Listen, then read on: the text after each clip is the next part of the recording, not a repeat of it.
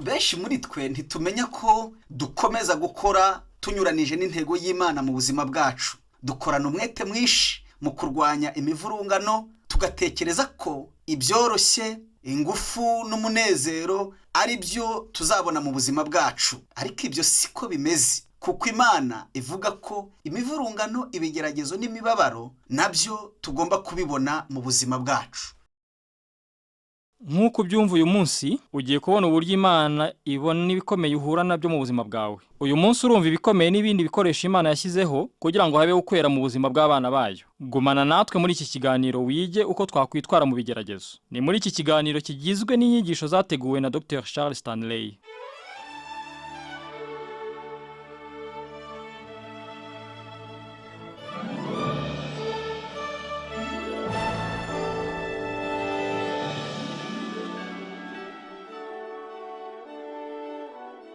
Nshaka ko tureba mu butumwa bubiri bw'ibyanditswe byera dusanga mu Baheburayo ibice 12, mu rwandiko rwa kabiri rwanditswe na Pawulo yandikira Abakorinto igice cya 12. Turagenda dusoma ibi bice byombi uko ari bibiri, ariko nshaka ko dusoma ibyanditswe ibice 12 umurongo wa 5 tugeze kwa 14. Ngo kandi mwibagiwe kwa guhugura kubabwira nk'abana ngo mwana wanjye ntugasuzugura igihano Uwiteka ahana, kandi ntugwisari nagucyaha, kuko Uwiteka akunze ari wahana kandi akubita ibiboko abo yemera bose ko ari abana be. Ngo nimwihanganira ibihano muba mugaragaje ko muri abana b'Imana. Mbese ni mwana ki udahanwa na se? Ariko niba mudahanwa nk'abandi bose, noneho muba muri ibi byaharwa mutari abana nyakuri. Kuri murongo wa 5 ngo kuko dufite ba data batubyaye ku mubiri bakaduhana natwe tukabubaha, ntidukwiriye kurushaho cyane kugandukira se w'imyuka tugahoraho, kuko babandi baduhanaga iminsi mike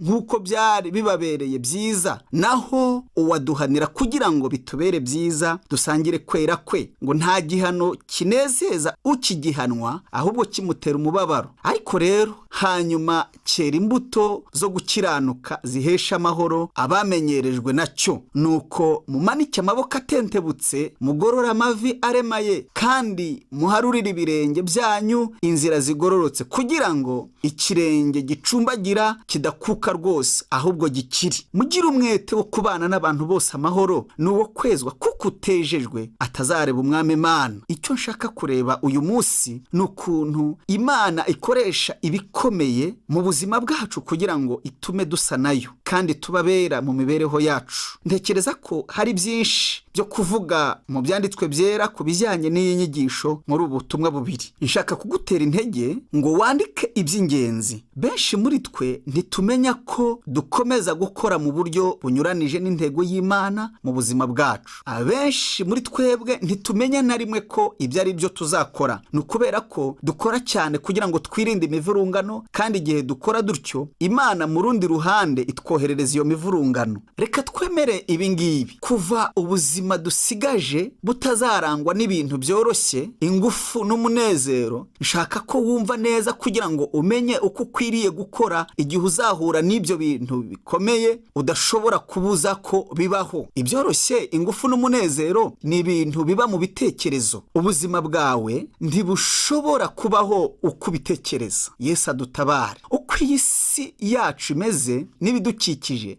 ntabwo ari ibintu bituma ubuzima bworoha ngo tugire imbaraga n'umunezero, kuko hazabaho ibikomeye, imibabaro, ibigeragezo, imivurungano, agahinda, amacakubiri n'amakosa mu buzima bwacu. Wiha amahoro, hanyuma wige ukuntu wakwifata n'icyo wakora, kuko ibyo bitazabura kubaho mu buzima bwacu ngo ukurire inzira ku murima. Nizera ko mu rwandiko rwa kabiri Pawulo yandikiye Abakorinto 12, ndetse usomye n'Abaheburayo 12, ndetse n'urwandiko rwa mbere rwa Petero igice cya mbere, ni ibyanditswe bitatu byera tugomba kureba. Kandi igihe tuvuga ibijyanye no kwera, sinshobora kwibuza kuvuga nibura ubutumwa bumwe buvuga uburyo twemera ibikomeye n'imibabaro nk'ibikoresho Imana ikoresha mu gutuma habaho kwezwa mu mitima yacu. hari ibintu bine by'ingenzi nshaka ko tuvuga, kandi ibintu bike muri byo ngiye kubivuga mu mirongo migufi ku buryo mushobora kubyandika. Mukeneye kubyandika, hanyuma nimutaha mujye muyisubiramo kandi mureke Imana ikorere mu mitima yanyu. Mwibuke ko mudashobora gushyira mu bikorwa ibintu mudashobora kwibuka. Ikintu cya mbere nshaka ko tumenya muri ubu butumwa dusanga mu Baheburayo 12:5 kugeza kuri 14 niyerekwa ku bijyanye n'inkomoko y'ibibazo byacu. Bibiliya itwigisha iki ku bijyanye n'inkomoko y'ibibazo byacu? Imana iravuga uti duhanwa kugira ngo dusangire kwera nayo. Mu Baheburayo 12:10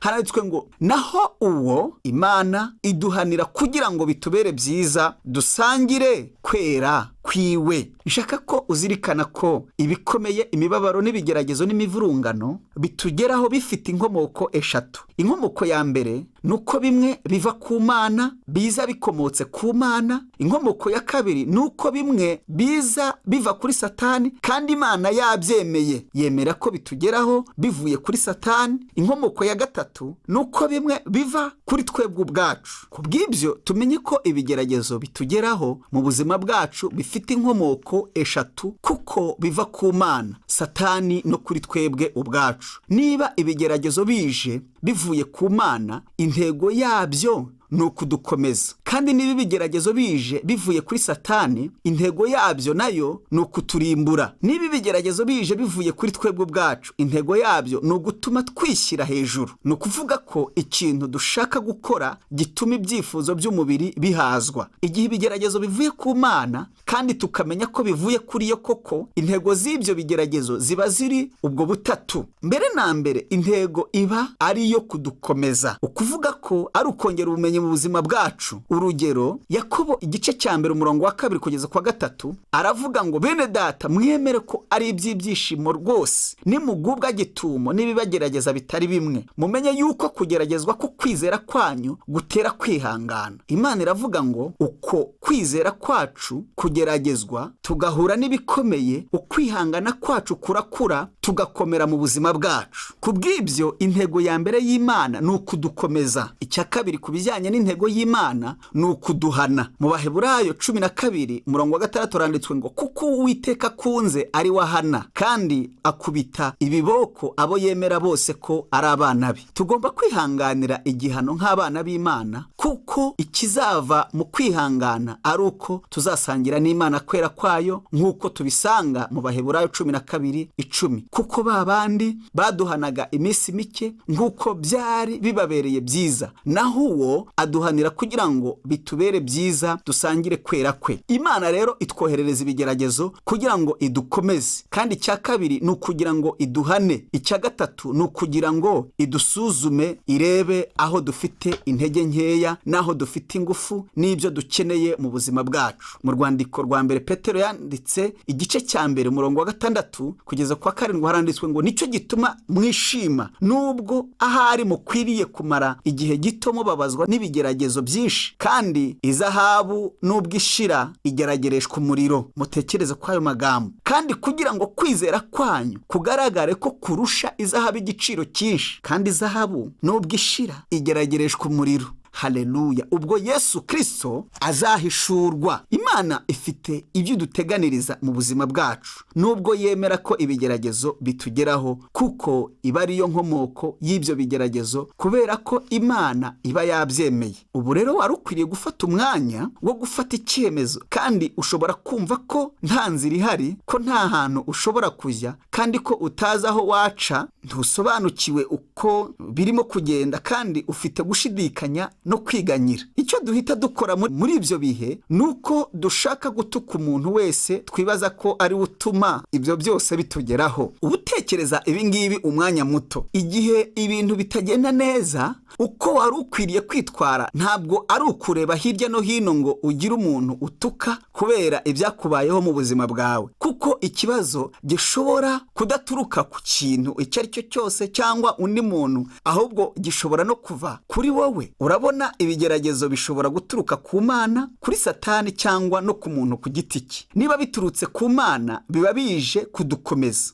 kuduhana no kutwereka aho dufite intege nkeya kugira ngo twisubireho tugire icyo dukora kuri izo ntege nke. Ntitwagombye kubona ko buri gihe ibigeragezo biza bivuye kuri Satani. Urabona ko igisubizo cy'uwizera cyakagombye kubanza kwibaza ati ni iki nakoze kitari cyiza? Birashoboka ko nta kintu wakoze kibi, birashoboka kandi ko hari n'icyo Imana ishaka mu buzima bwawe. Uravuga uti kubera iki itigeze imbwira? Ibimbwire ko bigiye kubaho. Ndaza kukubwira impamvu ituma Imana itabikubwira. Yagerageje kubikubwira ariko ntiwigeze ubyumva. Kubw'ibyo urabona igihe Imana ivuze ngo nshaka ko uva muri ibi hanyuma ntubyumve, iravuga uti ukwiriye kumva ijwi ryanjye. Kandi igihe tutumvise ijwi ry'Imana bigenda gute? Ntituyumva, ahubwo duhitamo gukora ibyo twishakiye. Ibibazo byinshi rero duhura nabyo biva kuko tumva kw'amatwi y'imitima yacu. Iyaba twashoboraga kumva ijwi ry'Imana yashoboraga gusa kutwongerera kenshi, ariko urabona iguma itubwira iti iki gice cy'ubuzima bwawe gikwiriye gukorwaho kandi kikubakwa bushya. Kubw'ibyo ibigeragezo byumvikana kandi biba bishingiye ku gice runaka cy'ubuzima bwacu. Imana ishaka kugira icyo igikozeho mu buryo bwo kudufasha. Mbere na mbere tuzavuga tuti hakwiriye kubaho iyerekwa ry'inkomoko y'ibibazo n'ibigeragezo. Ni ukuvuga ngo aho biva n'impamvu ituma biza, niko dushobora kuvuga. Ikintu cya kabiri nshaka ko uzirikana ni iki: umurimo wo gucurwa n'ibigeragezo. Ni ukuvuga ko Imana iba ifite ikintu ishaka kugeraho mu bitekerezo byayo, kandi icyo kintu kiba cyihishe mu ijambo rimwe, kuvuga ko Imana iba irimo kuducura. Benshi muri twebwe twifuzaga gusa kujya imbere no gukizwa ku bw'ubuntu, urukundo n'imbabazi, tugakomeza dutyo mu buzima, hanyuma tukavuga tuti nyuma ya byose murabizi ko tudashobora kuba abantu bejejwe bo kujya mu ijuru. Amazina yacu yanditswe mu gitabo cy'ubugingo, ariko tuzi ko tutari abantu batunganye, kandi ibyo tuguma tubisubiramo. Ikibazo gihari muri ibyo ni uko nta kintu cyo muri Bibiliya kivuga ku guhindagurika kw'abizera. Ibyanditswe byera mu rwandiko Pawulo yandikiye Abaroma 8:29 biravuga ngo kuko abo yemeye kera yabatoranije kera gushushanywa n'ishusho y'umwana wayo kugira ngo abe imfura muri bene se benshi. Turi mu murimo wo guhindurwa ngo duse na Yesu Kristo. Ni ukuvuga ko Imana idashimishwa n'umukristo uhindagurika mu buzima. Imana ishaka ko dushushanywa n'ishusho y'umwana wayo kugira ngo itugire nk'umwana wayo. Imana ikwiriye kugira ibyo ihindura mu buzima bwacu ku bijyanye n'iby'umwuka mu kuduha imyitwarire yo kwera no gukiranuka mu buzima bwacu. Abantu benshi cyane ntibarigera bumva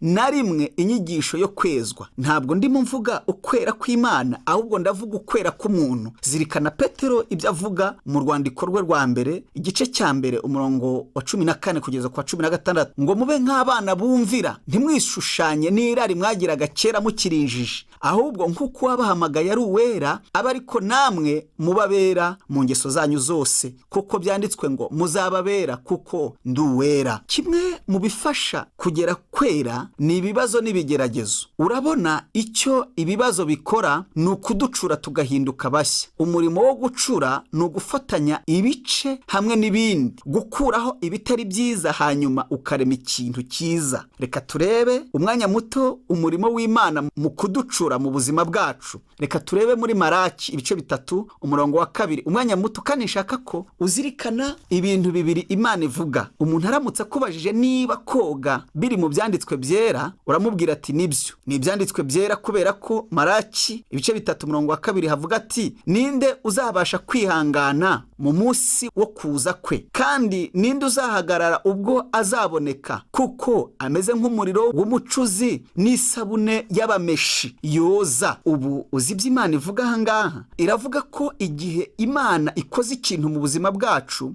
bigereranywa n'umuriro w'umucuzi. Igihe ushyize icyuma mu muriro uba urimo kugicura. Igihe ushyize izahabu mu muriro bigenda gute? Ibintu byose bidasa neza n'izahabu bijya ku ruhande, hagasigara izahabu gusa. Umuriro uracura n'isabune ikamesa. Kandi icyo Imana irimo itubwira muri Malaki 3:2 ni uko kenshi Imana ikora nk'umuriro w'umucuzi kandi nk'isabune y'abameshi. Ntidushaka umuntu umesa imyenda yacu n'utwotsa. Ntitwagombye kugenda twotsa abandi bakristo kandi tugerageza kumesa cyangwa koza buri wese, ahubwo twagombye kuba abantu b'igiciro ku Mana kugira ngo ikoreshe umuriro wayo n'isabune yayo mu kutweza. ubu Imana iravuga ko igiye gukora nk'umuriro w'umucuzi kandi nk'isabune y'abamesa, byerekana ko Imana igiye gukora ikintu mu buzima bwacu kidashobora guhita cyemererwa uwo mwanya kandi tutishimira. Mbega uwo muriro wo gucura umeze ute? Igihe Imana yohereje ibigeragezo kugira ngo idukomeze, iduhane kandi twereke aho dufite intege nke mu buzima bwacu, hakeneye gucurwa kugira ngo hamere neza. icya mbere, umurimo wo gucura usaba gukora ku gice gifite intege nke kugira ngo kibone ingufu gikomere. none Imana ikora iki? Imana ishyira urutoki rwayo ku byaha byacu no ku ntege nke zacu. ku bw'ibyo ikintu cya mbere ikora ni ugushyira ahabona igice gikeneye gukomezwa. icya kabiri, imaze gushyira ahabona ibyaha byacu, iratumurikira ikadufasha kubona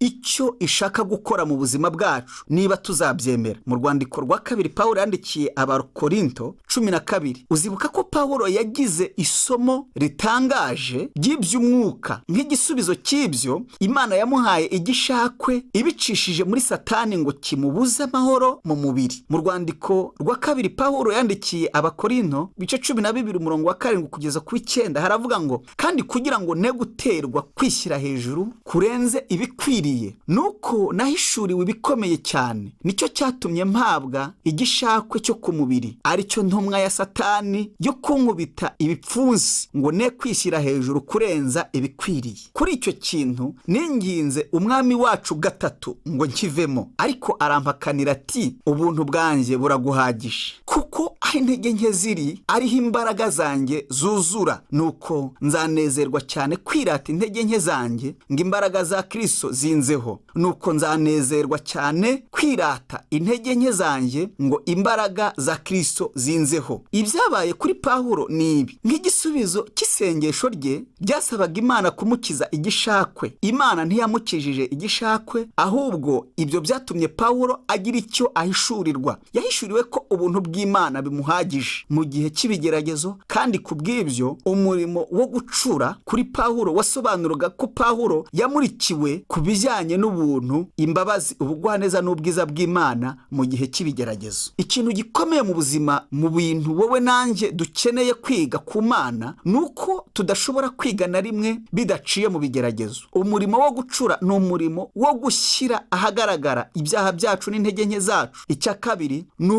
ukutumurikira ukuntu Imana ikora mu bigeragezo. icya gatatu ni ukudukuramo ibintu bibi. igihe uvuze ngo kudukuramo, wambaza ngo nshaka kuvuga iki? reka turebe ibyo Pawulo avuga mu rwandiko rwa kabiri yandikiye Abakorinto 12:9 kugeza ku murongo w'10:6. ariko arampakanira ati, ubuntu bwanjye buraguhagije, kuko aho intege nke ziri ariho imbaraga zanjye zuzura. nuko nzanezerwa cyane kwirata intege nke zanjye ngo imbaraga za Kristo zinzeho. nicyo gituma ku bwa Kristo nzishimira intege nke zanjye no guhemurwa, nzishimira n'imibabaro no kurenganywa n'ibyago, kuko iyo mbaye umunyantege nke ariho ndushaho kugira imbaraga. icyo Imana ivuga ni uko ibyo ikora mu buzima bwacu mu kuducura ni ukuraho ibibi no gutunganya neza ubuzima bwacu, idukuraho ibintu bitubuza kugendera mu kwezwa, mu gukiranuka, kumvira no kwizera, kubera ko tudashobora kugenda dukiranuka kandi tudafite ukwizera. nta nubwo twagendera mu kwizera ngo tugendere no mu bidatunganye mu gihe kimwe. ni ibintu bibiri bitandukanye. ukwizera no kumvira biragendana. ukwizera no kumvira ni umutima wo kwera. ku bw'ibyo Imana ikwiriye kuguma mu murimo wo kudukuramo imyitwarire n'ibikorwa bitubuza kugendera mu kwera kwayo. ikintu cya kane Imana ishaka gukora ni ukutwagurira imbibi. ni ukuvuga ngo Imana yagura iyerekwa ry'umugambi w'Imana mu buzima bwacu. none Imana ikora iki? Imana itangira kwagura uburyo bwawe bwo gusobanukirwa no gutekereza ku birimo kuba mu buzima bwawe, hanyuma ugatangira kubona ko Imana ishobora kugukoresha muri byo. ku bw'ibyo Imana yagura imyitwarire yawe yose kuri yo, kugira ngo ku bijyanye n'uko ikora, nawe ubwawe icyo nicyo ikora mu buzima bwawe, ndetse ni nabwo buryo igikoramo. ikintu cya gatanu ku bijyanye n'umurimo wo gucura ni ukuduha kumenya ibintu byinshi. Rimwe na rimwe igihe ibigeragezo bije uravuga uti Mana ni ibiki urimo nkorera? Ntabwo irimo gusa kugukorera ibintu, ahubwo hari ibyiza irimo kugutegurira. Ntabwo Imana ikorera mu buzima bwawe itabanje kuguha kumenya. Ikintu cya gatandatu gituma Imana itwoherereza ibigeragezo ni ukuduha ibikwiriye ku murimo dukora twebwe ubwacu tubukorera abandi bantu. Abantu benshi bakeneye imbabazi, urukundo no gufasha. Nzi n'abantu bahuye n'ibigeragezo bikomeye,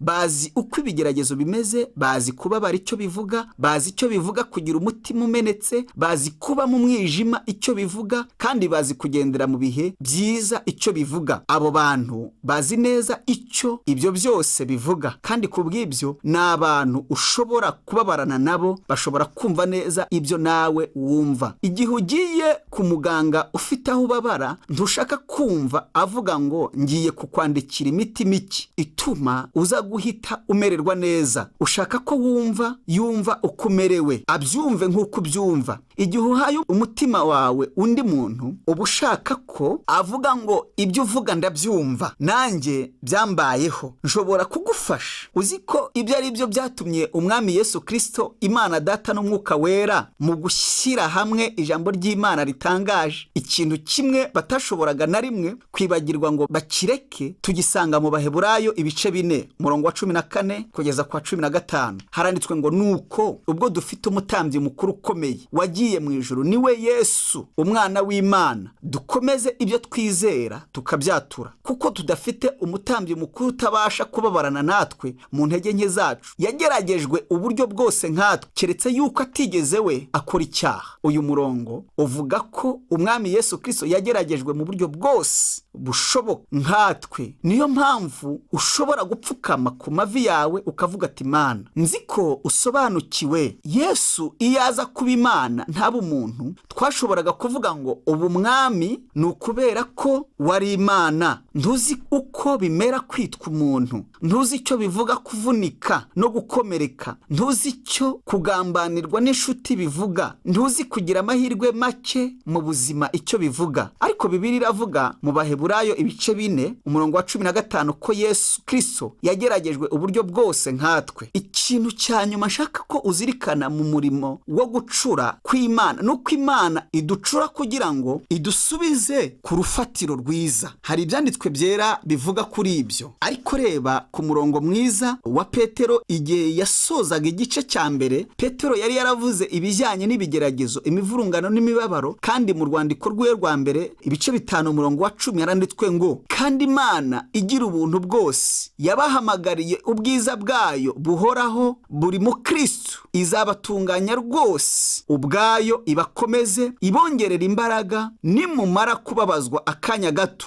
Ushobora gushimisha Data wo mu ijuru. Dusenge. Data, turagushimira ko udukunda, kandi ko kuradukunda. Utubabarire kubera ko twagiye kure yawe. Urakoze kuko waducuze, uratugorora ndetse uraducura, utugira neza. Twigisha ukuntu twakwemera ibigeragezo kandi tubyishimire mu murimo wo gucura wawe nk'uko bishaka. Ibyo tubisabye mu izina rya Kristo Yesu no gushaka kwe. Amen.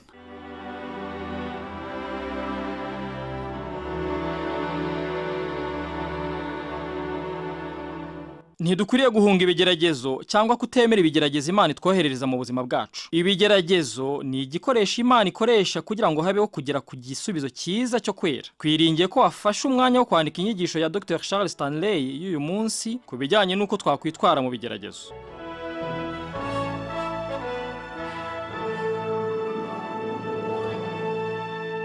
Dukora ku mitima yabo mu isi bose, dufite ubutwari buva ku Mana n'imbabazi ku bantu. Inyigisho za Dr. Charles Stanley mukaba muzigezwaho mu kiganiro Nkoraho Mwami.